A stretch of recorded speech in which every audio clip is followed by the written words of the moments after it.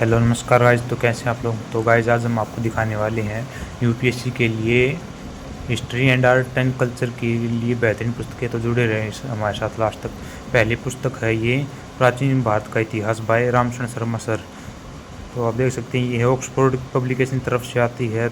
आपको बता दूं, आपको ऑक्सफोर्ड की तरफ से आने वाली पुस्तक नहीं लेनी, या तो आपको इसकी जो ओल्ड एनसीईआरटी आती है कहीं फोटो स्टेट या फोटो कॉपी दुकान पर मिले तो वो ले लेना, या फिर आती है ओरिएंट ब्लैक स्वन से, उसकी काफ़ी अच्छी ज़्यादा प्रिंटिंग है, उसमें कोई गलती नहीं है। इस पुस्तक में काफ़ी ज़्यादा गलतियाँ हैं, तो आप खरीदने से पहले एक बार ज़रूर देख लें कि वो ऑक्सफोर्ड पब्लिकेशन की ना हो बल्कि ये ओरिएंट ब्लैक स्वन की हो। ये होगी प्राचीन इतिहास के लिए पहली पुस्तक। दूसरी पुस्तक है कक्षा 12वीं की ये भारतीय इतिहास के कुछ विषय। ये भी प्राचीन भारत के लिए की ही पुस्तक है। आपको ये दोनों पुस्तकें पढ़नी ही पड़ेंगी। किसी प्री और मेंस के लिए। प्री का तो आप जानते ही हैं काफ़ी ज़्यादा सिलेबस है, और हम कहीं से आए भी तो ना आ भी सकते हैं और ना भी आए। तो देख सकते हैं आपको ये दोनों पुस्तकें पढ़नी पड़ेंगी। मैं दोनों पढ़ रहा हूँ। ये पुस्तक भी अच्छी है और ये भी अच्छी है, बस इसमें ये ऑक्सफोर्ड वाली में गलतियाँ ज़्यादा हैं। तो आप ये ओरिएंट ब्लैक स्वन की तरफ से आने वाली या ओल्ड एनसीईआरटी की फ़ोटो कॉपी ले सकते हैं। ये दो पुस्तक हो गई प्राचीन भारत के लिए। आप दोनों को ये दोनों पुस्तक पढ़नी ही चाहिए मेरे हिसाब से।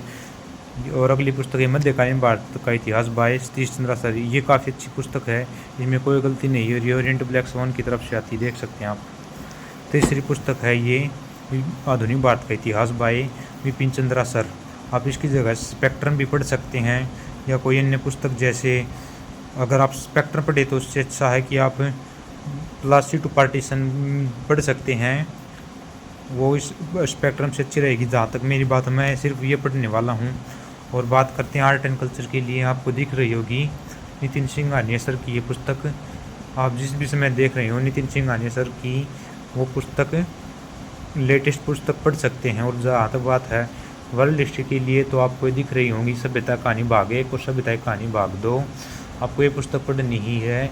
ये भी अर्जुन देव सर के द्वारा ही है, और जो आप एक वॉल्यूम में आती है वो भी अर्जुन देव सर के द्वारा ही लिखी है। जहाँ तक बात है अच्छी, तो ये 2 पार्ट अच्छे हैं इसके। और बात करें पोस्ट इंडिपेंडेंस इंडिया के लिए, तो आपको स्क्रीन पर ही दिख रही होगी ये स्वतंत्र भारत में राजनीति। आप ये पढ़ सकते हैं पोस्ट इंडिपेंडेंस इंडिया के लिए। धन्यवाद।